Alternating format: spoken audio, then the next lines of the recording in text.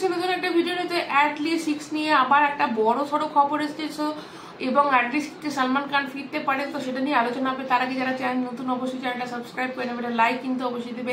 তো কোথাও মনে হচ্ছে যেন অ্যাটলি 6 সালমান খানের জন্যই রেডি হয়ে রয়েছে, তো এটা কোথাটা মনে হচ্ছে। দেখো, সালমান খানের পারমিশন নিয়ে কিন্তু এই সিনেমা থেকে তাকে বাদ দেওয়া হয়েছিল এবং এই সিনেমাকে আল্লু অর্জুনকে নেওয়া হয়েছিল। তোমরা জানো, আমি তোমাদের আগের ভিডিওতে বলেছিলাম যে আল্লু অর্জুন এই সিনেমার জন্য এটা কোনো রকম সে লাভের থেকে অংশ নেবে না। প্রথমে বলে দিয়েছে সে 250 কোটি টাকা নেবে এবং সিনেমাটা যত যত সে বিজনেস করুক না কেন তার কিন্তু একটাই টাকা, 250 কোটি টাকা সে নিয়ে নেবে। এবং এই সিনেমাটা করার জন্য অ্যাডলি নিজে 100 কোটি টাকা নিচ্ছিল এবং সিনেমাটার বাজেট কোথাও শোনা যাচ্ছিল 400 কোটি টাকা। তাহলে টোটাল হচ্ছে দেখো 400 প্লাস 250 প্লাস 150 750 কোটি টাকার কিন্তু এই সিনেমাটা হচ্ছিল। দেখো, এই সিনেমার এই যে 750 কোটি এমন কিছু না তোমরা বলবে এখন কালকিতে তো এরকম টাকা তো দিয়ে হয়েছিল, এখনকার এরকম বাজেটেই সিনেমা হচ্ছে। কিন্তু দেখো, একটা তোমাদের ভুলে চলবে না, আল্লু অর্জুনের যে সিনেমাটা পুষ্পা 2 এত বিশ্বাস করেছিল সেটা কিন্তু পুষ্পার রিমেক, পুষ্পার পার্ট 2টা ছিল। এখানে পার্ট 2টা ম্যাটার করেছিল এবং অবশ্যই সান পিকচার্স যারা আছে তারা কিন্তু এই এত টাকা দিতে রাজি হচ্ছে না, তারা এত টাকা বাজেটের সিনেমা করতে রাজি নয়। এবং তার সাথে এটাও জানিয়ে রাখি যে এখানে কমল হাসান সিনেমা, দেখো দুজন হিরোকে নিয়ে করার কথা আছে, এক সালমান খান ছিল এবং এখানে কোথাও কমল হাসানকে বলা ছিল, কমল হাসান রিজেক্ট করে দেয় এবং সেখানে রজনীকান্তের কথা ভাবা হয়েছিল, কিন্তু রজনীকান্ত স্যার দুটো সিনেমা আসছে, একটা কুলি এবং একটা হচ্ছে জেলার 2 আসছে, তো সেটা নিয়ে ব্যস্ত হচ্ছে, তো তিনি সময় দিতে পারবেন না। এবং সালমান খানেরও কোথাও তার সিনেমা আটকে আছে, যেহেতু সিকান্দার না করে সে সিকান্দার রিলিজ করবে তারপর সে ভাবতো, তো সেখানে এবং লাভের অংশটা নিত সে কোথাও একটা সালমান খানের টাকার একটা ব্যাপার হয়ে গেছে। যেহেতু কমল হাসানও থাকছে না, রজনীকান্ত থাকছে না, ওই জন্য সালমান খান কোথাও নিজেকে পিছিয়ে নিয়েছিল। তো এইভাবে সালমান খানের কিন্তু কথা বলেই সালমান খানকে বাদ এখানে আল্লু অর্জুনকে নেওয়া ছিল। কিন্তু এখানে যেহেতু আরেকজন হিরো এখনো ডিসাইড হয়নি, কারণ রজনীকান্ত স্যার সময় দিতে পারবেন না, তো এটা আমার মতে যে অ্যাটলিস্ট এখন ওয়েট করে যাওয়া উচিত যে এখানে সিকান্দার রিলিজ করে যাওয়ার পর কি হাইপটা ক্রিয়েট হয়। দেখো, অনেক মানুষ বলছে যে সালমান খানের আর বাজার নেই, সেই জন্য সেখানে আল্লু অর্জুন অনেক ভালো।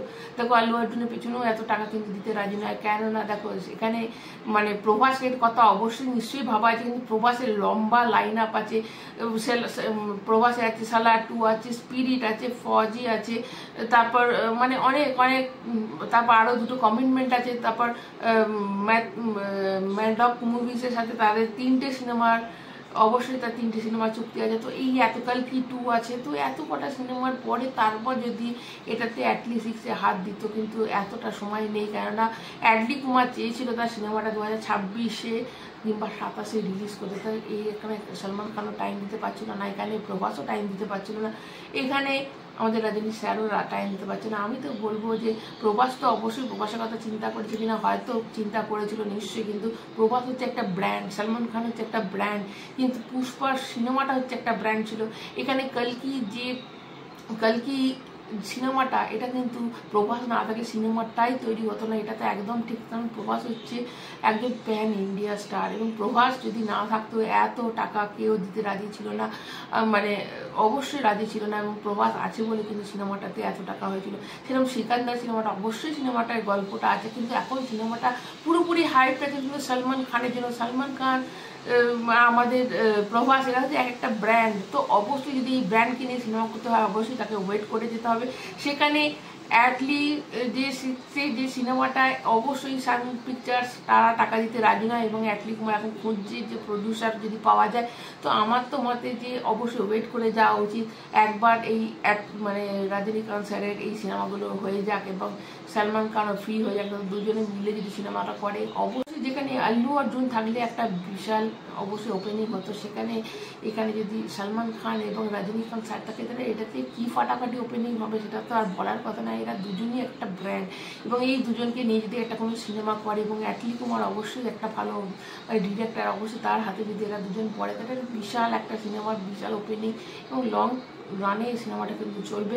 তো এটাই এখন দেখার যে অ্যাটলি কুমার ওয়েট করে যায় না আবার অন্য কোনো প্রডিউসারকে নিয়ে সিনেমা করে, আল্লু অর্জুনকে নিয়ে, সেটাই এখন দেখা যায়। তোমাদের মধ্যে কি, তোমাদের অবশ্যই কমেন্ট করে জানাবে তোমরা কাকে চাও অ্যাটলি 6 দেখতে, কমেন্ট করে জানাতে ভুলো না। যারা নতুন তারা চ্যানেলটা সাবস্ক্রাইব করে একটা লাইক কিন্তু অবশ্যই এখন মতো। টাটা।